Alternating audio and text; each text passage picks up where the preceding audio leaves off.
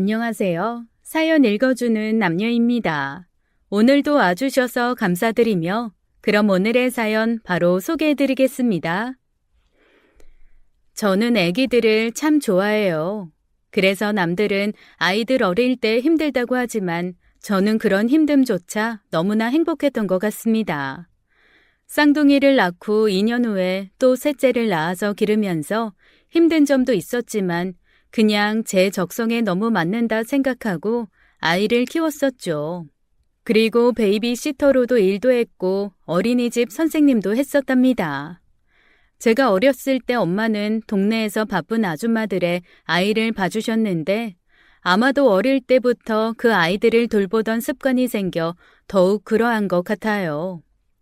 한 번은 허리가 끊어질 정도로 아파서 많이 힘들었는데 아이 셋 모두가 낮잠을 자고 있는 모습을 보니 너무 심심해서 저도 모르게 아이들에게 뽀뽀를 하며 깨웠지 뭡니까.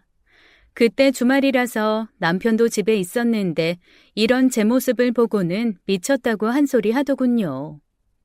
아이, 뭐야. 당신은 힘들지도 않아? 왜 잘 자는 애들을 깨우기를. 좀 쉬자, 어? 조용히 쉬자고. 당신 주말밖에 시간 안 나는데 이럴 때라도 실컷 놀아줄 생각을 해야지. 왜 깨우냐니. 어릴 때 애착관계가 얼마나 중요한 건데. 얼른 아이들 좀 안아주고 놀아주고 해. 남편은 툴툴대면서 피곤하다는 식으로 피했지만 저는 그런 남편에게 쌍둥이 아들들을 자꾸 놀아주라고 닥달했었죠. 저는 이것이 가정의 행복을 지키는 길이라고 생각했습니다.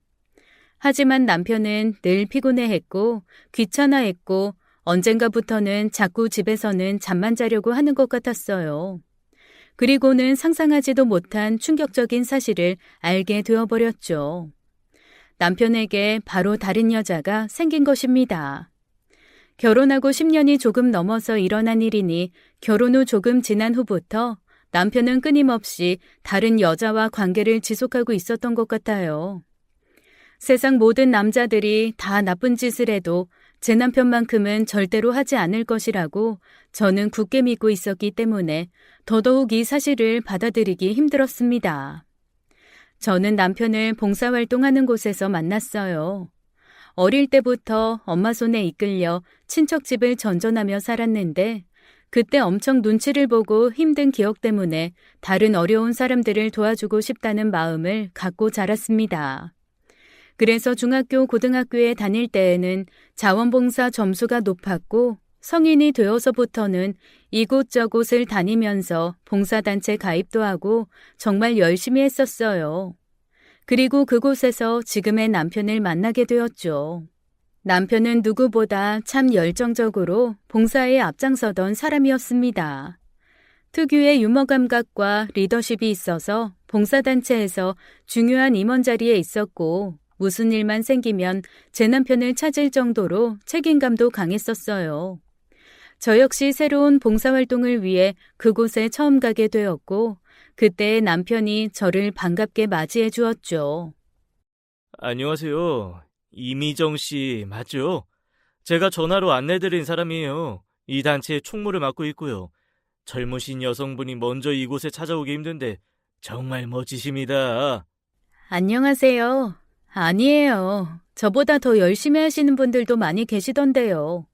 저는 그저 제가 어렵게 살았던 기억에 조금이라도 도움 주고 싶어서 이렇게 오게 됐습니다. 뭐부터 하면 될까요? 와, 아이 초면에 이런 말씀 드리긴 뭐하지만 정말 제 이상형이세요. 빈말 잘 안 하는 스타일이니까 이상한 사람으로 생각하지 마시고요. 이쪽으로 오세요. 제가 알려드릴게요. 과거의 남편의 첫인상은 너무나도 듬직했고 목소리도 멋졌습니다. 하나하나 상세하고 친절하게 제게 일을 가르쳐 주는데 타고난 부드러움과 유머까지 겹쳐서 사람을 참 기분 좋게 만드는 힘을 갖고 있더군요. 봉사활동이라는 것이 원래 참 힘든 법인데 그날은 왠지 힘든 것도 별로 없이 진짜 유쾌하고 행복하게 하루 일을 마치게 되었던 것 같아요. 그리고 그때의 인연으로 저희는 계속 연락을 하게 되었어요. 정기적으로 한 달에 한 번씩 모임을 갖고 있는 단체이며 사람들이 모두 젊었기에 분위기는 정말 화기애애했었죠. 그렇게 저는 그곳에 자연스럽게 합류하게 되었고 봉사활동도 더욱 열심히 할 수 있었습니다. 남녀 7세 부동석이라고 하더니 그 모임의 총무를 맡고 있던 지금의 남편과도 매우 가깝게 지낼 수 있게 되었고요. 어느새 저희는 자연스럽게 연인 사이로 발전하게 되었는데 얼마 후 그 사실을 알게 된 봉사단체의 한 여자가 제게 전화를 걸어왔습니다. 저기 박민혁 씨랑 사귀는 거 맞아요? 진짜예요? 네? 아, 네. 그렇게 됐네요. 있잖아요. 제가 사실 민혁 씨 많이 좋아했거든요. 민혁 씨도 그거 알고 있고요. 저희 자주 만났고 거의 사귀는 단계까지 갔었어요. 그런데 이 상황에서 민혁 씨가 그쪽이랑 사귄다고 하니까 제 입장에서는 너무 황당하고 그렇네요. 아, 그러시구나. 저는 전혀 몰랐던 사실이에요. 저한테 말씀하시지 마시고 민혁 씨하고 직접 얘기해 보시는 건 어떨까 하는데요. 제가 뭐라고 드릴 말씀이 없어서요. 근데 한 가지 아셔야 할 거 있어요. 민혁 씨 저 말고도 다른 여자랑도 굉장히 친하게 지냈고 또 자주 연락도 하고 그러거든요. 그거 일종의 바람기 아닌가요? 남자친구가 다른 여자랑 그렇게 지내는 거 별로 보기 안 좋지 않아요? 그 여자는 제게 다소 거친 말들을 내뱉으며 남친에 대한 이야기들을 해주었어요. 처음에는 조금 놀라긴 했었는데 점점 듣다 보니 저도 기분이 좋지는 않았죠. 그 전화가 끊고 난 후에 남친과 연락을 해서 전후 사정을 다 물어보았고 남자친구는 그 여자가 원래 좀 그런 오해를 많이 하기로 유명한 사람이라며 제게 설명을 했습니다. 사실 우리 모임에서 그 여자가 좀 평판이 안 좋아. 혼자 막 상상하고 삐지고 그러느라. 뭐 겉으로는 다들 친해 보이고 좋아 보이는데 사실 속으로는 그렇지 않은 부분들도 많아서 나도 이 모임을 다시 생각해보고 있는 중이야. 뭐 봉사단체 많으니까 우리 다른 곳에 가서 다시 시작해보자. 어때? 남친은 현재 모임에서 여러 가지 불편한 부분이 있다며 함께 나가서 다른 곳으로 옮기자는 말을 하더군요. 저는 그 당시 남친이 총무로 있었고 다른 사람들에게도 인기가 좋으니 당연히 남친 말만 철석같이 믿고 따랐습니다. 한치의 의심도 없이 남친이 하자는 대로 다 했고 제게 전화를 걸었던 그 여자에 대한 이미지는 제게 좋지 않게 인식이 되어 있었고요. 그때는 그게 최선인 줄로만 알았습니다. 남친에 대한 믿음이 워낙에 컸고 그 단체 중 다른 사람하고 아주 친하게 지낸 것도 아니었거든요.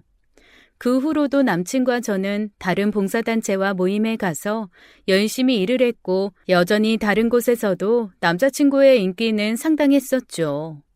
여자들뿐만 아니라 남자들에게도 인기가 많았고 제가 봐도 참 리더십이 많아 보였습니다. 이런 남자가 제 남친이라는 게 자랑스러울 정도였으니 어느 정도인지 짐작이 가실 거예요. 저희는 열심히 봉사하면서 열심히 사랑도 했습니다. 알바도 하고 학교도 다녔고 이것저것 아주 바쁘게 하루하루를 지냈어요. 그러던 어느 날 우연히 남친의 가방 안쪽에서 남친의 다른 핸드폰 하나를 발견하게 되었습니다. 남친은 처음엔 당황하는 표정을 짓더니 잠시 후에는 아무렇지 않게 대처하더군요. 이거 우리 엄마 건데 내가 사진이랑 이런 거 용량이 없어서 찍느라고 갖고 있던 거야. 그래? 근데 전화벨이 울렸잖아 방금. 그럼 번호가 살아있는 건가 봐? 엄마가 쓰고 계신 폰이야? 이게 가끔 그렇더라고. 별거 아니야. 신경 쓰지 마. 궁금하면 보여줘. 자, 봐봐. 에이, 아니야. 뭘 보여줘. 내가 뭐 의심하는 것도 아니고 뭐하러 그런 걸 봐? 아니야, 됐어. 넣어두세요. 분명히 좀 전에 남친이 가지고 있던 또 다른 핸드폰에서 전화벨이 울렸는데 남친은 별거 아니라며 둘러댔습니다. 제게 직접 보여주느냐고 묻기까지 했는데 궁금했지만 괜히 보여달라고 하면 제 이미지만 안 좋아질 것 같아서 안 본다고 말했죠. 차라리 그때 궁금했던 모든 것을 다 물어보고 까발려 볼 것을 그랬어요. 지금 와서 가장 후회한 것이 바로 그때의 일입니다. 그렇게 저는 남친 말만 철석같이 믿고 매일매일을 열심히 사랑했어요. 남친도 제게 누구보다 잘해주었고 여전히 듬직하고 믿음직스러웠습니다. 남친은 여러 가지 분야에서 참 아는 지식들이 많더라고요. 저는 듣도 보지도 못한 분야부터 시작해서 최신 트렌드까지 정말 놀라울 정도였죠. 그랬기에 저 말고도 남친을 따르고 챙기는 사람들이 주변에 참 많았습니다. 한 번은 제가 질투가 날 정도로 남편을 믿고 따르는 친구가 있었는데 그 친구와 밤을 지새웠고 저는 그것 때문에 엄청 화를 내며 남친과 대판 싸웠었죠. 나 못 믿는 거야? 진짜 아무 일도 없었다니까. 정말이야. 우리 진짜 찐 친구 사이인 거 너도 알잖아. 봉사활동하면서부터 오래전에 알고 지낸 사이라고. 그래, 알지. 나도 그 친구 잘 알아. 근데 이건 아니잖아. 아무리 그래도 남자 여자가 같이 붙어서 하룻밤을 보낸다는 게 내 상식으로는 전혀 이해가 안 된다고. 세상 사람들한테 한번 물어봐. 그거 이해할 사람이 어디 있는지. 에휴, 그렇게 날 못 믿어? 그럼 나랑 친하게 지냈던 사람들은 전부 나랑 특별한 관계겠네? 뭐 그런 거 아닌 거 알잖아. 우리 정말 단순하게 봉사활동 같이 하는 친구고 그것 때문에 얼마 전에 이 친구가 좀 힘든 일이 있어서 그거 좀 상담해주고 그러느라 그렇게 된 거라고. 그러다가 술을 한 잔 마셨는데 나도 모르게 피곤한 상태라서 잠이 들어버렸고 그냥 그게 끝이야. 몰라. 난 다 모르겠고. 오빠 나랑도 봉사활동 하다가 만나서 사귀게 된 거니까 나는 그렇게밖에 생각 안 들어. 몰라. 모른다고. 더 이상 남친의 말을 듣지도 않은 채 그대로 그 자리를 떠나버렸고 남친은 그런 저를 끝까지 붙잡으려 안간힘을 썼습니다. 하지만 이미 제가 화가 잔뜩 나 있던 상태라 남친도 더 이상 저를 붙잡고 있을 수는 없었죠. 남친을 많이 따르던 그 여자친구는 남자친구가 있는 사람이었어요. 어떻게 보면 제가 너무 과대한 상상을 한 것 같기도 하지만 그런 상황을 들었을 때는 그 누구라도 화가 날 수밖에 없었죠. 3일 정도 되는 시간 동안 남친의 연락을 다 피하고 저 혼자만의 시간을 갖던 중에 남친과 함께 밤을 보낸 그 여자친구에게서 전화가 걸려왔습니다. 자기들은 정말 아무 일도 없었고 제 남친은 곧 죽어도 저 하나밖에 모르는 바보라는 말까지 하더군요. 진짜예요. 제가 왜 이런 걸로 거짓말을 해요. 진짜 걔는 다른데 한눈 팔고 그런 스타일 아니라니까요. 딱 한 명 자기 여자친구밖에 모르고 다른 데 가서도 얼마나 자랑하는데요. 그리고 솔직히 저도 남자친구가 있는데 제가 뭐가 아쉬워서 바람을 피고 그러겠어요? 어차피 들통나고 그럴 것을. 저 때문에 괜히 싸우고 그러지 마시라고 전화 드린 거니까 제발 화 푸세요. 아셨죠? 그 여자의 전화로 저는 어느 정도 오해가 풀렸고 남친에게 더 이상 화를 낼 수는 없었습니다. 결국 얼마 안 가 남친과 다시 여느 때처럼 사랑하는 사이로 알콩달콩 지내게 되었고 또다시 행복을 꿈꿀 수가 있었죠. 저희는 그 후로 몇 년을 더 연애했고 점점 더 서로에게 빠져들었어요. 그러는 사이 어느덧 제 나이는 20대 후반이 되어 있었고 엄마도 결혼에 대해서 진지하게 생각해보라는 말씀을 하셨죠. 저희 친정엄마는 홀로 저와 동생을 키워내신 강한 여성이었습니다. 저희가 어렸을 때 집까지 없는 형편이라서 친척집 몇 군데를 전전하며 돌아다니며 지냈는데 그때도 역시 정말 강인하게 저희들을 돌봐주셨어요. 진짜 어려운 형편이었음에도 불구하고 길거리에서 나무를 팔고 계시는 할머니들을 보면 그냥 지나치지 않으시던 저희 엄마는 본인이 굶더라도 꼭 일부러라도 그 물건들을 팔아주시곤 하셨습니다. 일을 하시느라 봉사활동을 하러 따로 시간을 내긴 힘들지만 어렵고 힘들게 사는 사람들은 꼭 도와주고 싶다며 저희 남매에게도 그 부분을 늘 말씀하셨죠. 그런 엄마의 영향을 받아서 그런가 저도 어릴 때부터 불쌍한 사람들을 도와줘야겠다는 생각을 많이 했었고, 성인이 되어서부터는 본격적으로 봉사단체에 가입해서 활동했던 것 같아요. 남친도 이런 제 엄마 마인드가 너무 좋다면서 항상 좋게 얘기해 주었고, 그 덕분에 두 사람의 관계는 어색하지 않고 매우 좋았습니다. 엄마는 제 남친을 쏙 마음에 들어 하셨어요. 요새 그만한 남자 찾기 힘들어. 젊은 애가 싹싹하고 아주 봉사 마인드도 철저하고, 그리고 또 유머러스하면서 리더십까지 있으니 말이야. 뭐래도 밥 굶어 먹고 살지는 않을 스타일이야. 엄마 눈에도 그래 보여? 나도 그래. 근데 너무 다른 여자들까지 잘 따르니 솔직히 좀 걱정이 되기도 해. 좀 멋져야지. 내 눈에만 멋진 게 아니니까. 아이고, 아직 결혼도 안 했는데 벌써부터 자기 남자 자랑하느라 아주 신났네. 그래, 좋겠다, 좋겠어. 친정엄마와 남친은 결혼 전부터 가끔 만나 식사 자리도 함께 했고, 이런저런 사는 이야기들도 하면서 아주 친하게 지냈습니다. 그런데 제 남동생은 이상하게 남친을 마음에 들어 하지 않았어요. 뭔가 느낌이 좋지 않다면서 여자들 많이 만나고 다닐 스타일이라고 말했죠. 거기에 더불어 믿는 도끼에 발등 찍을 수 있는 남자라는 말까지 했는데, 그 말을 듣고는 제가 얼마나 기분이 나빴던지 남동생에게 막 뭐라고 했던 기억도 납니다. 야, 너 무슨 말을 그렇게 하냐? 네 매형 될 사람이야, 매형. 우리 4년을 만났다고. 말 좀 가려하지. 누나, 남자는 남자가 봐야 아는 법이야. 내가 언제 헛소리 찍찍하고 그러는 사람이야? 어? 그래, 네가 헛소리는 안 해도 여자들은 많이 꼬시고 다니는 스타일이지. 세상 남자들이 다 너 같은 줄 알아? 아니거든. 한 여자만 평생 믿고 사랑해주는 남자도 많거든. 모르는 소리 하고 있네. 저번에 레스토랑에 갔을 때도 거기 홀서빙 하던 직원을 얼마나 쳐다본 줄 알아? 그 직원이 몸매도 좋고 얼굴도 반반하게 생겼었는데 그 여자 직원을 누나 남자친구가 아주 힐끔거리더라고. 내가 말을 안 해서 그렇지 남자들 다 똑같아. 그러니까 우리 순진한 누나 제발 조심하고 정신 차리자. 어?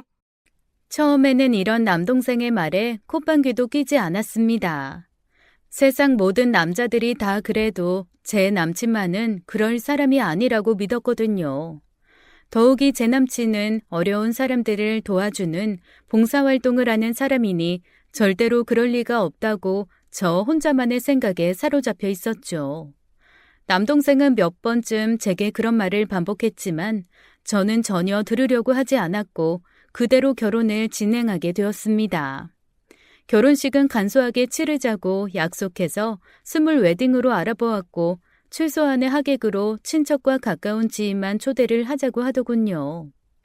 저는 처음에 저희 가족을 배려해서 하는 말인 줄로만 알았습니다. 저희 집안이 친척도 없고 소박해서 라고 생각했죠. 하지만 남친은 결혼 날짜를 잡아놓고 며칠간은 연락도 잘 되지 않고 특히 친구들과 여행을 간다며 밖에서 보내는 시간이 조금 많았어요. 주변에 물어보니 그런 경우들이 많다고 했습니다. 결혼 전 특히 남자들은 앞으로 자유를 잃을 것이라는 생각에 친구들을 가만히 놔두지 않는다고 하더라고요. 연락이 잘 되지 않아 조금 의심스러운 부분은 있었지만 그저 그러려니 하고 지나갔습니다. 그리고 결혼을 하게 되었고 3년쯤 아이는 뒤로 한 채 열심히 일을 하고 저축을 하는 시간을 가졌죠. 남편은 남편 나름대로 열심히 일을 했고 저 역시 저 나름대로 열심히 일을 하며 서로 돈도 모으며 재미나게 살았어요. 서로의 회사가 멀어서 각자 회사 안에서 할 수 있는 봉사 동호회에서 활동도 하고 취미생활도 가지며 남들처럼 똑같이 지냈던 것 같습니다. 연애를 오래 하다 보니 꿀이 뚝뚝 떨어지는 신혼생활을 많이 느끼지는 못했어도 언제나 함께 있고 행복하다고 생각했어요. 그러던 어느 날 제 친구가 전화가 와서는 남편에 대해 이런저런 걸 물어보았죠. 남편 회사가 거기 맞지? 예전에 다니던 곳. 거기서 봉사 동호회도 하고 그런다면서? 맞아? 맞아. 예전에 다니던 거기 계속 다니지. 근데 그건 갑자기 왜? 뭘 그렇게 급하게 물어봐. 아니, 내가 이상한 소리를 들어서. 그 봉사 동호회에서 누가 바람이 나서 회사에 찾아오고 난리도 아니었다는데 혹시 네 남편은 아닌 거지? 나도 건너서 들은 얘기라 확실하지는 않은데. 뭐? 야, 그게 무슨 소리야? 나는 그런 소리 들어본 적도 없다. 괜한 소리 하지 마. 깜짝 놀랬잖아. 아니, 얘기 들어보니까 네 남편하고 좀 비슷하다는 생각이 들어서 말이야. 아니면 됐고. 야, 만약 내 남편이 그랬으면 내가 모를 리가 있냐? 말도 안 되는 소리 하고 있어. 친구의 전화를 받고 말도 안 된다고 했지만 왠지 모르게 가슴 한쪽이 궁금하긴 하더라고요. 퇴근한 남편에게 넌지시 물어보았는데 역시 제 예상대로 자신이 아니라고 말했습니다. 조금이라도 당황한 기색이 있나 제가 살펴보았는데 전혀 그런 기색도 없이 태연하게 제 눈을 똑바로 보면서 여유 있게 말을 하길래 저는 당연히 아닌 줄 알았죠. 아이고, 당신은 나를 너무 사랑하는구나. 그래서 그러는 거지. 다 알아. 내가 요새 좀 바빴지. 미안해. 당신한테 더 신경 쓸게. 남편의 말을 들으니 안심이 되더라고요. 그냥 요즘 너무 바빠져 버린 남편에 대한 서운함이 묻어나는 저만의 착각이라고 생각하며 넘기게 되었습니다. 그로부터 얼마 후 우연히 남편 회사 사람들을 식당에서 만났어요. 의도한 건 아닌데 그 식당이 워낙 맛집이라서 다들 줄 서서 먹는 곳이라 회사분들도 오셨었죠. 그 집도 부부가 함께 자리에 오셨었는데 함께 동석을 하게 되었고 술을 한 잔 먹어 분위기가 무르익자 2차로 맥주집까지 가게 되었습니다. 잠시 후 남편과 회사 동료분은 잠시 담배를 피우러 밖으로 나갔고 술에 얼큰하게 취한 남편 회사 동료의 와이프가 제게 이상한 말을 하더라고요. 저기 괜찮은 거죠? 아휴, 정말 마음이 바다같이 넓으세요. 저 같았으면 아마 못 살았을 건데. 그런 일 있고서 어쩌면 이렇게 사이가 좋으세요? 진짜 석가모니가 따로 없으세요. 네? 그게 무슨... 괜찮아요. 저도 아무한테도 말 안 했어요. 그나마 다행이에요. 회사에서 그냥 눈 감아줘서 아직도 다니고 있다는 게 얼마나 다행이에요. 다른 곳 같았으면 진짜 힘들었을 수도 있는데. 자, 술 한 잔 먹고 잊어요. 정 답답하면 저한테는 얘기해도 되고요. 아, 그리고 그 여자는 회사 그만두고 이혼했다나 뭐라나. 암튼 그러니까 걱정 말고요. 이 말을 듣는 내내 온몸이 경직되어 조금의 미동도 할 수가 없었습니다. 그리고 잠시 후 그녀는 제게 우스갯소리로 이런 말까지도 덧붙였죠. 박 대리님이 좀 매력적이긴 하죠. 그래서 인기가 많은가? 뭐 봉사 모임 옛날 여자친구라나 뭐라나. 그 사람도 회사에 자주 놀러 온다고 하잖아요. 얼마나 사람이 매력적이면 옛 여친도 잊지 못하고 찾아오겠어요? 뭔가 절대로 끊을 수 없는 마력이 있나 봐요. 술에 취한 그녀는 이런저런 이야기들을 줄줄줄 꺼내놓았고 제 남편의 여성 편력에 대해서도 조심하라는 경고까지 했습니다. 그 말을 남기고 얼마 되지 않아 그녀는 자신의 남편 손에 이끌려 화장실로 달려가 구토를 하고 정신을 잃어서 결국 집에 엎혀서 가게 되었어요. 그녀의 말을 듣고 모든 것이 의심스러워지기 시작했습니다. 남편이 제게 했던 말들이 다 거짓인가 싶었고 제가 함께 살을 맞대고 있는 이 남자를 앞으로도 믿고 살 수 있나 싶었죠. 그날은 저도 남편도 술이 얼큰하게 취해 있던 상태라 크게 싸우기만 할 것 같아 최대한 감정을 다스렸고 답답한 마음에 다음날 남동생을 만나 이런저런 이야기들을 나누었어요. 남동생은 결혼하기 전부터 제 남편에 대해 이런저런 걱정을 하던 사람이었죠. 남자들의 세계에 대해서 자세히 얘기를 하던 동생은 제 남편이 딱 그런 스타일의 사람이라고 말을 하면서도 이제는 결혼했으니 아무것도 생각하지 말고 그냥 결혼 생활에만 충실하라고 얘기를 했습니다. 동생의 얘기를 들으니 그 말이 맞다는 생각이 들더군요. 이제 와서 제가 이혼을 할 것도 아니고 그렇다고 앞으로 계속 그 생각만 하고 살 수는 없을 것 같다고 결론이 내려졌습니다. 마지막으로 남편에게 다시 한번 확인을 했지만 여전히 남편은 아니라고 웃으면서 대답을 했고 그때 그 회사 동료 와이프가 많이 술에 취해서 착각을 한 것뿐이라며 회사 동료에게 전화를 거는 신용까지 했죠. 그날 이후 저는 그 생각에 대해 떨쳐버리기로 결심했습니다. 남편이 아니라고 하는데 남의 말만 믿고 의심하며 살아가는 제 자신이 싫었거든요.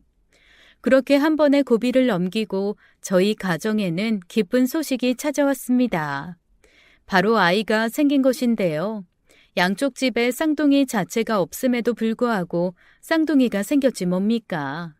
엄마는 많이 걱정하셨지만 저는 최선을 다해서 키울 자신이 있었어요. 아이들을 워낙에 예뻐하기도 했고 솔직히 봉사활동 다니는데 제 아이들 키우는 게 뭐가 힘들겠나 싶었죠. 남편도 저도 봉사활동을 사랑하는 사람의 마인드로 양육을 하자고 마음먹었고 출산에 이르게 되었습니다. 막상 아이를 낳아보니 육아가 세상에서 가장 힘들고 퇴근도 없다는 말이 딱 와닿았어요.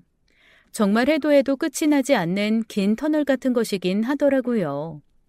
하지만 친정엄마도 많이 도와주셨고 가끔 남편이 바쁠 때는 남동생이 와서 주말에 아이 돌보는 데에 도움을 주었습니다. 육아휴직을 내고 집에서 꼼짝없이 갇혀진 저는 너무 행복하기도 했지만 한편으로는 너무 답답하기도 하더라고요. 여태껏 삶이 엄청나게 밖을 싸돌아다니던 삶이었다가 갑자기 24시간 내내 집에만 붙어 있으려니 쉽게 적응이 되겠어요. 몸이 10개라도 모자랄 정도로 힘들었지만 그래도 때로는 밖에 나가 바람을 쐬고 싶다는 생각이 들었죠.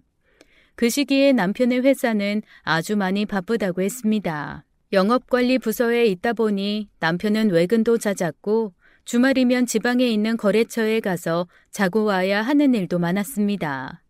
그렇다 보니 남편은 엄청나게 피곤해했고 결국 작은 방에서 혼자만의 시간을 많이 보내더군요. 아이가 밤잠을 잘 자는 시기가 왔어도 남편은 여전히 혼자 작은 방에 들어가서 잠을 청했고 제게는 가까이 오려고 하지도 않았습니다. 그래도 저도 사람이고 여자인데 남편에게 사랑받고 싶은 마음에 가까이 간 적도 꽤 있었는데 그럴 때마다 피곤하다는 핑계로 금방 잠이 들어버리는 남편의 모습에 조금 자존심이 상하기도 했었어요. 친정엄마는 없는 돈에 사위 힘들다며 보약까지 지어서 저희 집에 며칠 와 계시기도 했는데 생전 안 하던 말씀을 하셨습니다. 예, 요즘 박서방이 왜 그런다니? 너네 혹시 무슨 일 있는 것 아냐? 무슨 일? 아무 일도 없는데? 왜? 박서방이 어때서? 아니, 뭔가 좀 변한 것 같아서 그래. 별일 없지? 너희 여전히 사이 좋은 거 맞지? 에이, 엄마, 그럼. 너무 사이 좋고 똑같지. 그리고 엄마도 결혼해봤지만 뭐 연애 때처럼 그렇진 않잖아. 그냥 친구들 말도 들어보니까 다 똑같이 이렇게 산다고 하던데 뭐. 걱정하지 마, 엄마. 친정엄마는 뭔가 이상한 기운을 감지하셨는지 제 남편이 예전 같지 않은 것 같다며 조심하라고 하셨어요. 여자가 최대한 신경을 많이 쓰고 자꾸 잡으려고 해야지 남자들이 허튼 짓을 안 한다고 말이죠. 그런데 저는 성향상 막 전화를 엄청 해대고 쥐잡듯이 잡는 스타일이 아니라서 대답은 했지만 쉽게 그렇게 행동은 하지 못했던 것 같아요.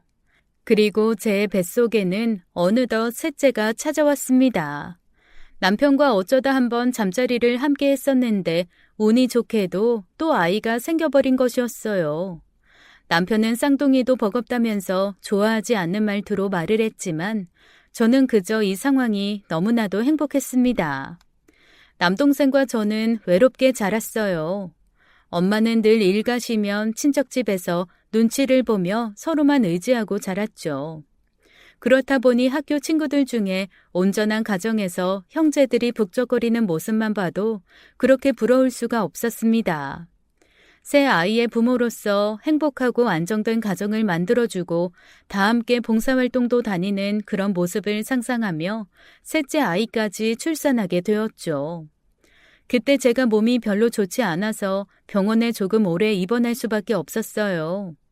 쌍둥이 키우면서 몸이 많이 허약해졌는지 쉽게 자리에서 일어나기가 힘들었습니다. 더욱이 남편은 집안일을 많이 도와주지도 않았기에 저 혼자 모든 것을 감내할 수밖에 없었거든요. 너무 힘이 들어 제대로 눈을 뜰 수도 없을 만큼 기력이 떨어진 저를 혼자 두고 남편은 일이 있다며 밖에 나가 있는 일이 많았습니다. 그때는 진짜 짜증도 나고 서운한 마음에 남편에게 버럭 화도 냈던 것 같아요. 당신은 내가 지금 이렇게 힘든데 일이 그렇게 중요해? 미안해. 미안. 우리 애들 먹여 살리려면 그럼 어떡해. 어쩔 수 없지. 내가 회사에서 잘리면 누가 먹여 살려. 다 우리 식구들 위해서 그러는 거니까 조금만 이해해줘. 그럼 내일 주말이니까 꼭 병원에 나랑 같이 있어줘. 알았지? 나 혼자 있기 싫단 말이야. 내일은 정기 봉사 모임이 있는 날인 거 당신도 알잖아. 다른 건 몰라도 이건 이해해줘야지. 우리를 만나게 해준 봉사활동인데. 남편의 말에 저는 또 어쩔 수 없이 한번 양보를 하게 되었어요. 그렇게 외롭고 힘든 주말에 병실에 홀로 남아 있으려니 너무 마음이 슬펐습니다. 친정엄마랑 남동생한테는 남편이 함께 있다고 거짓말까지 해놓은 상태라 부를 사람도 없었어요. 그런데 그때 모르는 번호로 제게 누군가 전화를 해왔습니다. 아주 오래전에 봉사활동 단체에 같이 있었던 사람이라고 하면서 할 말이 있다고 했어요. 오래 생각하다가 말씀드려요. 그쪽 남편 이제 그만 좀 하라고 꼭 전해주세요. 아주 오랫동안 바람 피우고 있어요. 마지막 경고예요. 저도 이번까지 안 되면 아주 사단을 낼 거니까 그쪽이 좀 말려주세요. 네? 아니, 그게 무슨 말이에요? 누구세요? 누구신데 이런 황당한 말씀을 하시는 거냐고요? 저 예전에 결혼하시기 전에 활동하셨던 모임에 있던 사람이고 이름은 말해도 모르실 거예요. 나중에 전후 사정은 다 말씀드릴 테니까 직접 남편에게 경고를 좀 해주시라고요. 제발요. 아니, 제 남편이 뭘 어쨌다고 이러시는 거예요? 저희 남편이 그럴 사람 아니에요. 이거 너무 실례 아니에요? 그럴 사람이 아닌지 맞는지는 곧 알게 되실 거예요. 암튼 저는 마지막 경고라고 말씀드렸습니다. 이만 끊을게요. 이 전화를 받고 얼마나 놀랐는지 몰라요. 병원에 있던 제가 사시나무처럼 온몸을 바들바들 떨고 있으니 옆에 있던 환자가 제게 무슨 일이 있느냐고 물을 정도였습니다. 얼마나 시간이 흘렀을까 놀란 마음을 진정시키고 뭔가가 궁금해지기 시작했어요. 예전에 회사 동료 와이프가 제게 말했던 것도 그렇고 이번 일까지 남편의 사생활이 너무나도 궁금해졌습니다. 이틀 후에 남편을 만나게 되었고 몰래 남편의 핸드폰이라도 뒤져보려고 했지만 이미 잠금 번호가 굳게 잠겨 있었는지라 어떻게 해볼 수도 없었어요. 그렇다고 이 몸으로 남편 차를 뒤져볼 수도 없는 노릇이고 말이죠. 일단 남편에게는 모든 사실을 비밀로 했고 병원에서 퇴원을 하게 되었습니다. 그리고는 집으로 가서 하나부터 10까지 아주 꼼꼼하게 뒤져보기로 했어요. 남편의 노트북, 옷주머니들, 자동차 블랙박스 등 남편과 관련된 것은 닥치는 대로 다 확인을 해보았죠. 하지만 그 어느 곳에서도 남편에게 수상한 행적을 발견할 수는 없었습니다. 너무 답답해서 미칠 것 같았지만 어쩔 수가 없었어요. 아무 증거도 없이 무턱대고 남편만 몰아붙일 수는 없지 않습니까? 더군다나 남편은 이전에도 그랬듯이 아주 유연하게 대처를 할 테니까요. 남편의 말빨과 유머는 가히 최상급이라 그 누구도 이길 수는 없었습니다. 저는 아이 셋을 돌보느라 정신없이 살며 또 시간을 보냈고 그러는 사이 그 전화번호로 다시 전화가 왔어요. 이번에는 그 전화를 받지 않았습니다. 받아봤자 또 똑같은 얘기를 할 게 뻔하고 그런 상황에서 제가 할 수 있는 것은 아무것도 없었거든요. 제게 최선은 이 아이들을 위해서 가정을 지키는 것이었습니다. 그 후로 저는 아주 많은 노력을 했어요. 주말에 남편이 집에 있을 때는 최대한 아이들과 함께 놀아달라고 사정을 했고 아이들에게 일부러 아빠한테 가서 안기고 뽀뽀를 하라며 시키기도 했습니다. 자꾸만 멀어지려 하는 남편을 알면서도 어떻게 조금이라도 붙들고 싶었거든요. 몇 년의 세월이 지나는 동안 저는 참 외로웠지만 그래도 아이들을 보며 매일매일이 행복했습니다. 남편의 민낯을 알기 전까지만 해도요. 아이들이 어느 정도 커가고 나서 저도 시간과 정신적인 여유가 생기자 일을 다시 시작했고 봉사 모임에도 나가게 되었습니다. 아이들 때문에 회사에 다니기는 힘들어 우연한 기회에 베이비시터 일도 시작할 수 있었어요. 시간적으로 조절을 할 수 있었기에 가능했던 일이죠. 힘들어하는 산모를 도와주는 것도 좋았지만 천사 같은 어린 아이들의 눈망울을 보고 있노라니 정말 너무나도 행복했습니다. 제 자랑이 아니라 저를 고용한 분들은 진짜 더 오랜 시간을 함께 해달라고 사정을 할 정도였어요. 일이 안정적으로 접어들고 저는 남편이 활동하는 곳에 함께 나가고 싶어 일부러 아이들을 준비시켜 남편을 따라가려고 몇 번이나 시도했는데 이상하게 남편은 그때마다 거부하더라고요. 하고 싶으면 다른 곳에 각자 가서 하자고 하면서 자신이 하는 일이 힘들다고 이상하리만큼 따라오지도 못하게 했습니다. 그 모습이 생각보다 너무 심각하게 보여졌고 저는 급기야 남동생의 차를 얻어 타고 몰래 남편의 뒤를 따라가게 되었죠. 아이들은 친정에 맡기고 남동생과 남편의 뒤를 밟는데 어찌나 떨리던지 심장이 두근거려 미쳐버리는 줄 알았습니다. 그리고 드디어 그곳에서 남편과 범상치 않은 분위기를 연출하고 있던 그녀를 보게 되었어요. 저는 그녀를 보고 깜짝 놀랐습니다. 세월이 아무리 지났어도 저는 그녀를 한눈에 알아볼 수 있었죠. 연애 시절 남편에게 고민 상담을 한다며 하룻밤을 함께 지낸 바로 그녀였습니다. 그녀는 곱상한 외모가 여전했고 살이 조금 찐 건지 배가 좀 많이 불러 있었는데 나중에 알고 보니 그게 만삭의 임산부 배였더군요. 남편과 아주 다정하게 마주보고 웃으며 이야기를 하고 있었고 자연스레 서로의 허리에 손까지 두르는 모습을 보여주었습니다. 그곳 봉사단체에 있는 사람들도 그게 당연한 듯 아무렇지 않게 그들을 대하고 있었는데 그 모습을 본 남동생이 당장에 뛰쳐들어가서 박살을 내버리겠다고 말하더군요. 저 자식이 정말. 거봐 누나, 내가 뭘 했어. 내가 결혼하지 말랬잖아. 저렇게 말주변 좋고 허우대 멀쩡한 놈들, 저런 놈들 특성을 내가 아주 잘한다니까. 내가 가만 안 둘 거야, 이 나쁜 놈. 이제 와서 결혼하지 말라는 얘기 해봤자 뭐해. 그냥 친한 사이야. 옛날부터 가깝게 알고 지낸 친구니까 그런 걸 거야. 흥분하지 마. 아유, 이 바보. 누나 진짜 바보 맞지? 매영이라는 인간이 누나 애 낳고 병원에 입원했을 때도 잘 안 갔다면서 허구한 날 밖으로 쏘다니고 주말이고 평일이고 맨날 싸돌아다니는 거 뻔하지 안 그래? 저놈이 정말 봉사활동을 하러 온 건지 아니면 여자한테 봉사활동하러 쏘다니는 건지 모르겠다. 내가 아주 가만히 안 둘 거야. 야, 됐어. 알았으니까 일단 집으로 가. 얼른. 아이 누나, 저걸 그냥 보고만 있자고? 그냥 냅두자고? 진짜 바보야? 아이 멍청이야? 씩씩대며 당장이라도 어떻게 할 것 같은 남동생에게 애써 태연한 척했지만 저는 이미 만신창이가 되어 있었습니다. 가슴속에서 뭔가 뜨거운 것이 솟구쳐 오르는 게 느껴졌고 얼마 후 차를 세워놓고 한참을 구역질을 했어요. 그러면서도 마음속으로 계속 되뇌었죠. 아니야, 뭔가 잘못된 거야. 내가 오해하고 있는 거야. 착각하지 마. 앞서 나가지 말자. 아니야, 애기 아빠가 그럴 이유가 없지. 왜 그러겠어. 뻔히 탄로날 것을. 아니야, 아니라고. 진정하자, 제발.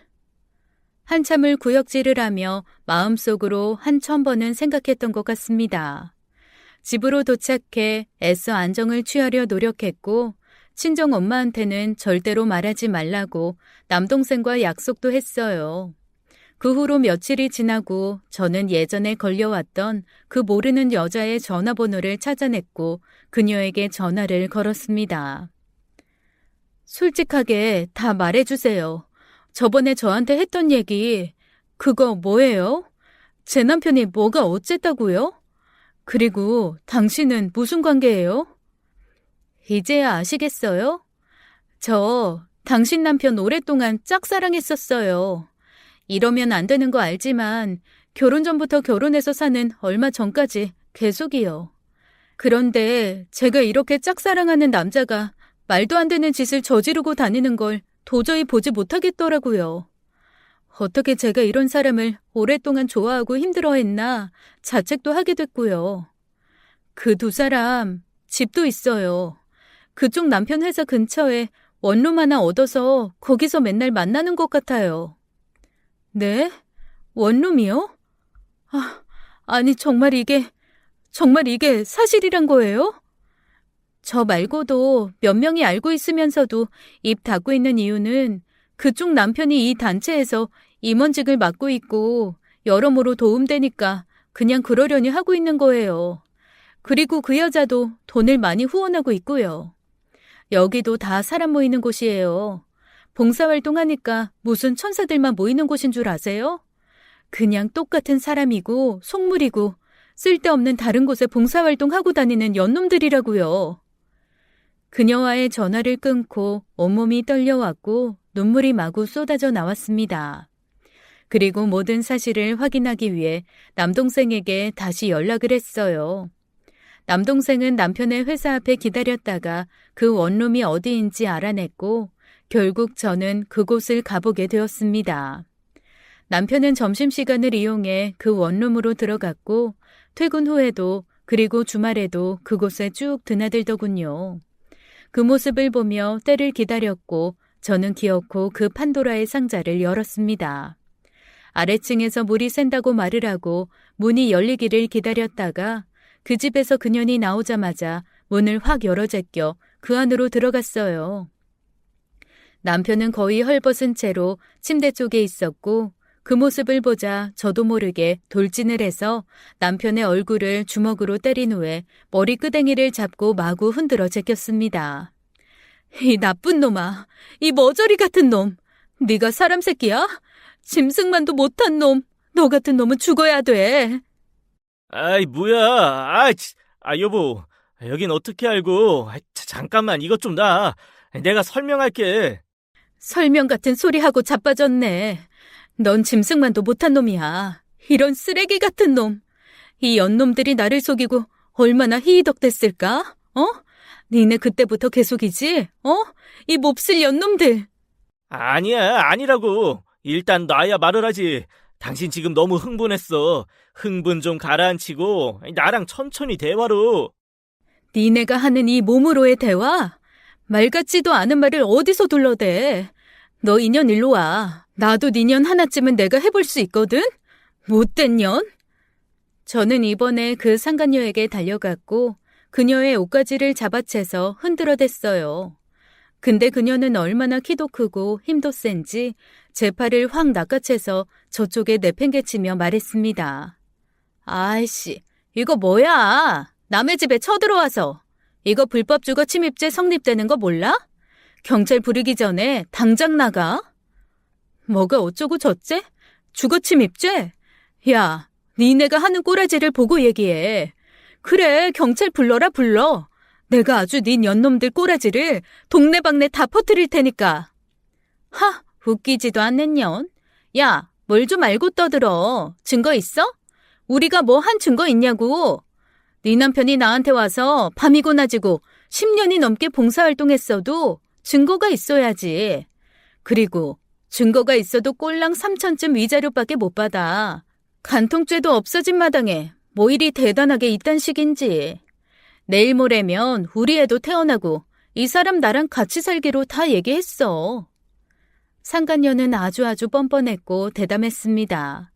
제게 오히려 역으로 화를 내면서 불법으로 남의 집에 들어왔고 명예훼손을 하려고 한다면 경찰을 부른다고 하더군요. 제 옆에 있던 남동생은 그 말을 듣고는 너무 화가 나서 도저히 참을 수가 없어 그 집에 있는 살림살이들을 바닥으로 내동댕이 쳤습니다. 뭐 이런 그지 같은 꼴이 다 있어? 이것들이 진짜 미쳤나? 미치고 돌았냐? 제정신이 아니야 이것들이 아주. 참나, 아주 가지가지 하는구만. 어디서 또 이런 깡패 같은 놈을 데려와서는. 너네 이거 경찰 불러서 다 얘기할 거니까 조금만 기다려라. 너 정말 사람이 아니구나. 니네 둘 다 정말 돌았어. 돌은 게 분명해. 내 남편이 너한테 어떤 봉사활동을 그렇게 끝내주게 해줬는지는 모르겠지만 하나 말해줄까? 과연 너한테만 했을까? 이놈 회사에서 딴 년이랑 바람핀 건 알고 있나 모르겠네. 여보, 저기 여보, 그건 말이야. 내가 설명 다 했잖아. 아니라니까. 아니야, 진짜 아니야. 상간녀는 제 말을 듣고는 제 남편 얼굴을 노려보더군요. 정말 꿀 같지도 않은 것들이 뭔 짓을 하고 있는지 황당하고 기가 막힌 것을 넘어서 이제는 헛웃음도 안 나왔습니다. 남편은 곧이어 제게 비는 것이 아니라 상간녀의 얼굴을 쳐다보면서 잘못을 갈구하는 눈빛을 보였어요. 그리고서는 뒤이어 상간녀에게 하나하나 설명을 했죠. 저기 그게 말이야. 이거 다 오해인 거 알지? 우리 와이프가 좀 기억력이 안 좋아. 애를 셋이나 낳다 보니까 신경 쓰지 마. 일단 오늘은 먼저 갈게. 그리고 이건 내가 치울 테니까 그대로 놔둬. 알겠지? 자기는 뱃속에 애만 생각해. 얼른 자기도 집에 가서 짐 챙겨야 되잖아. 아주 가지가지 하는구만. 야, 이놈의 인간아. 너 인연한테 지금 뭐라고 하는 거야? 아주 이 년놈들이 꿀같지도 않은 짓을 하고 있네. 제 옆에 있던 남동생은 이 상황을 고스란히 핸드폰으로 촬영했고 뒤이어 제 손을 잡고 그곳을 나가버렸습니다. 누나, 얼른 나와. 더 이상 1초도 이곳에 있지 마. 이미 내가 찍을 만큼 찍었고 이걸로 충분해. 저 더러운 시궁창 속에서 누나만 더러워져. 나쁜 놈들 어떻게 우리 누나한테... 남동생의 손에 이끌려 나오는데 순간 다리에 힘이 확 풀려버려 바닥에 주저앉고 말았어요. 남동생은 그런 저를 벌떡 일으켜 부축하며 차에 태워주었죠. 그리고는 약국에 들러 약을 사서 제게 진정하고 먹으라고 했습니다. 저는 차마 그 약을 먹기 전에 울음이 터져나와 버렸고 얼마나 울었는지 몰라요. 점점 걷잡을 수 없는 눈물은 대성통곡을 하게 되었고 엄마까지 불러가며 엄청나게 울었습니다. 엄마, 왜 나한테 이런 일이 생기는 거야? 내가 뭘 잘못했어? 내가 뭘? 나 정말 열심히 착하게 살았는데 나 어떡해? 우리 애들 어떡해? 엄마. 너무 많이 목 놓아 울었는지 나중에는 목소리도 나오지가 않았어요. 더 이상 눈물이 나오지 않을 때까지 남동생은 아무 말도 하지 않고 차를 몰고 강이 보이는 어느 곳에 내려다 주었습니다. 기력이 다 빠진 저는 그저 말없이 물이 흘러가는 모습만 바라보며 멍하게 앉아 있었죠. 남동생은 잠시 자리를 비우더니 컵라면 하나를 가져왔어요. 누나 생각해보니까 우리 밥도 못 먹었다. 그치? 생각나? 우리 옛날에 고모네 집에 살 때 엄마 식당에서 늦게 들어오면 우리 둘이 밖에 나가서 라면 사 먹고 그랬잖아. 돈 없어서 하나로 나눠 먹고. 그래, 그랬지. 기억난다. 서로 더 먹겠다고 막 싸우고 그랬는데. 돈이 뭔지. 그치? 라면 사 먹을 돈도 없을 정도로 우리 집이 참 힘들었는데 이제는 이런 거 실컷 사 먹을 수 있으니까 우리 성공했네. 그래, 성공했지 우리. 아, 배고프다. 얼른 먹자. 고맙다 내 동생. 저는 그렇게 눈물을 훔쳐가며 차 안에서 남동생과 컵라면을 맛있게 먹었습니다. 그래도 살겠다고 라면 하나를 다 먹고 나니 조금 기분이 나아진 것 같았어요. 그러면서 남동생과 어린 시절 눈치 보며 살던 이런저런 이야기들을 하나하나 꺼내며 함께 웃고 함께 울었죠. 피를 나눈 형제만이 할 수 있는 것이 바로 이런 게 아닌가 싶습니다. 아이들이 눈치채지 않게 눈물을 싹 닦고 최대한 밝은 표정으로 친정으로 갔어요. 엄마 얼굴을 보니 흘러나오는 눈물이 주체가 되지 않았지만 어느 정도 눈치를 채고 계신 친정엄마도 더 이상 아무것도 묻지 않으셨습니다. 저는 그날 아이 셋을 끌어안고 함께 잠들었고 다음날 오전 9시가 다 되도록 자리에서 일어나지 못했죠. 다행히 일하는 곳에 사정을 말씀드리고 며칠 휴가를 낼 수 있었고 저는 몸과 마음을 다스리며 최대한 앞으로 있을 일에 대해 많은 생각을 했습니다. 아무리 잊으려 해도 만삭의 불륜녀 모습이 자꾸 생각나 미쳐버릴 것만 같더라고요. 그 배 안에 정말 제 남편의 아이가 있는 게 맞는 건지 상상만 해도 소름이 끼쳐 죽을 뻔했죠. 며칠 동안 친정에서 지내며 마음을 추스리고 있었고 어떻게든 뭔가 대책을 세워야 할 것 같은 생각에 일단은 집으로 들어갈 수밖에 없었습니다.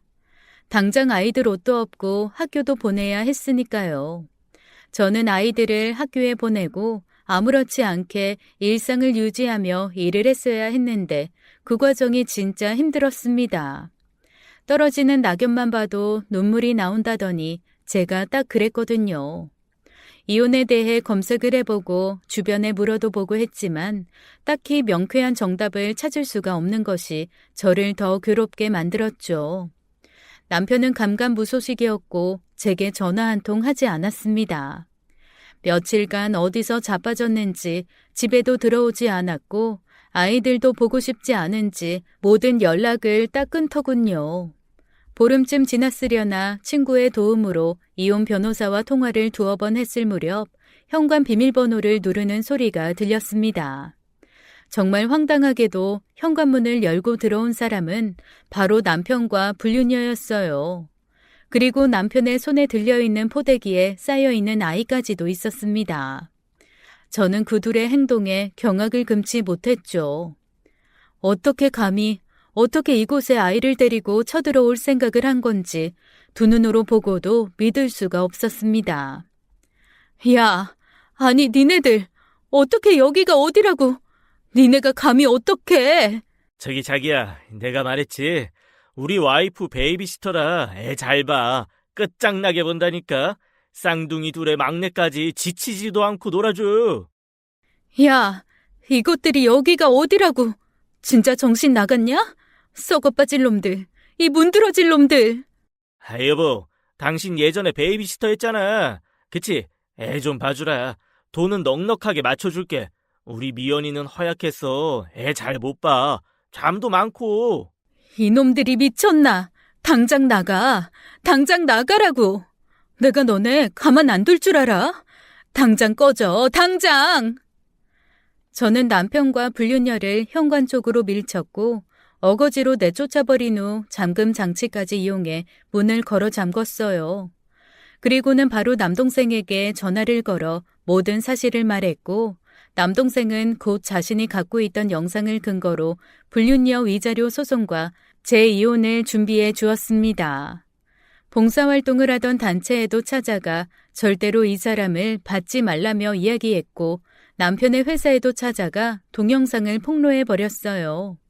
불륜의 전적이 있던 남편은 더 이상 회사에서 용서해주지 않았고 그대로 잘리게 되었습니다. 그러던지 말던지 남편은 자기의 와이프가 돈이 많다면서 자신은 아무 걱정 없다고 웃으며 제게 전화까지 하더군요. 저는 인간이기를 포기한 남편의 행위에 더 이상은 참기가 힘들어 남편의 노트북을 탈탈 뒤지다가 외장 하드에 발견된 남편의 불륜 사진과 영상들을 발견하게 되었죠. 그 사진에 있던 여자는 지금의 남편의 아이를 낳은 그 여자가 아니라 다른 여자들도 있었습니다. 날짜를 보니 제가 한참 임신해서 힘들 때 아이를 낳고 있을 때도 있었고 하다못해 신혼살림을 하던 시기도 있더군요. 남편은 그냥 쓰레기이자 여자 밝히는 카사노바였습니다. 저는 그 사진들을 지금의 그 불륜녀 연락처를 알아내 보냈어요. 그리고 이런 문자도 하나 남겼죠. 밤마다 너한테 봉사하던 그놈이 너 하나한테만 봉사했겠냐? 한심한 년놈들. 니네 부모가 불쌍하고 니 애가 불쌍하다. 그리고 곧바로 이혼을 했고 남편과 불륜녀를 상대로 위자료도 받을 수 있었습니다. 아이 셋에 대한 양육권은 당연히 제가 가져오게 되었고 남동생과 친정엄마와 함께 살림을 합치게 되었죠. 몇 달의 시간이 어떻게 지나갔는지도 모르게 번개처럼 빨랐어요. 아이들 학교도 전학을 해야 했고 저도 일자리를 옮겨 정신이 하나도 없었습니다. 오히려 이렇게 정신없이 바쁘니 더러운 생각들을 안 하게 되어서 정신건강에는 좋았던 것 같아요. 그렇게 몇 달의 시간이 지난 후에 놀라운 소식을 전해 들었어요. 회사에서도 잘린 남편이 홀로 고시원에 살고 있다는 이야기였습니다. 남편도 알고 저도 알고 지내는 사람들이 꽤 있는데 그 사람들 중 한 명이 제게 조심스레 연락을 준 것이었죠. 아니, 도대체 이쪽 저쪽 얼마나 많은 년들이랑 바람을 피운 거야? 한 년이 아니었나 봐. 자업자득이지 뭐. 너무 솔직하게 얘기해서 미안하지만 이렇게 된 게 오히려 네 마음은 편할 거야. 안 그래? 무슨 일인데 그래? 웬 고시원? 그 여자 꽤 잘 산다고 들었는데 원룸이고 뭐고 다 그 여자가 대준 거라더만. 그럼 뭐해. 애까지 낳았는데 다른 여자들이랑 놀아난 거 알고는 버렸다잖아. 그녀는 부모님이랑 태국인가 어딘가 이민 가서 산다고 가버렸고 네 남편은 고시원에서 맨날 술만 퍼마시고 있나 봐. 그때 그 돈도 뭐 그녀한테 빌린 돈으로 다 갚았다나 어쨌다나. 우리 집 재산 분할한 것만 해도 1억은 넘는데 그게 그럼 다 어디 간 거래? 네 남편 주식이고 뭐고 엄청 했나 보던데 뭐. 손해 엄청 봐서 그년이 돈 빌려주고 그랬대. 그년도 뭐 소문 다 나서 부모님이 사업까지 접고 데리고 외국 간 거 아니야. 둘 다 아주 그지같이 꼬인 거지 뭐. 그러게 너한테 피눈물 나게 하고 잘 살면 안 되지. 잘 됐어, 응? 남편과 불륜녀는 결국 그렇게 끝장을 보게 되었고 영혼까지 탈탈 털린 모양이에요. 얼마 후에 남편에게서 전화가 와서 제게 카드값을 빌려달라고 했는데 가당치도 않아서 헛웃음만 웃어주고 전화를 끊어버렸습니다. 그렇게 웃고 떠들며 딴 여자랑 놀아나던 세월이 있었으면 그곳에 대한 죗값은 치러야죠. 보기 좋게 영혼까지 탈탈 털려버린 남편은 그 뒤로도 몇 번이나 제게 연락을 해와서 특유의 입담으로 저를 어떻게 다시 꼬셔보려고 하더군요. 이혼을 다시 취소하는 방법도 있다느니 아이들한테 자기가 무한 애정이 있다느니 말도 안 되는 소리를 해대면서 말이죠. 저는 그 소리를 듣고 보기 좋게 한마디 해주었습니다. 그래, 알았으니까 그딴 소리 나한테 하지 말고 태국인가 외국으로 도망간 년한테나 해라. 밤마다 그년한테 봉사한 세월이 있으니 받아주지 않겠어? 네 애도 낳았잖아. 네 애인지 남의 애인지는 모르겠지만 그리고 충고 하나 하겠는데 괜히 불쌍한 사람들 도와주는 척하러 봉사 좀 다니지 마. 다른 착한 사람들까지 다 욕먹이는 길이니까.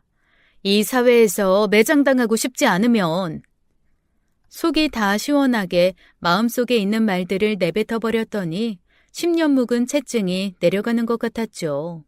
그 후로 남편은 아이들을 보러 올 면목도 없었던 건지 잘 오지도 않았어요. 아이들에게는 해외에 나가 있는 아빠였지만 나중에라도 아이들과 잘 만날 수 있도록 연결은 해주고 싶습니다. 아빠라는 존재가 이 세상에 언제든지 만날 수 있는 사람이라는 것을 인지하면 좋을 것 같아서요. 아유, 이야기를 다 꺼내놓고 나니 마음속 한켠이 많이 시원해졌습니다. 제 사연 끝까지 들어주셔서 감사드리며 오늘도 행복한 하루 보내세요. 지금까지 사연 읽어주는 남녀였습니다. 끝까지 함께해 주신 여러분 감사드리며 저희는 다음 사연으로 돌아올게요. 감사합니다.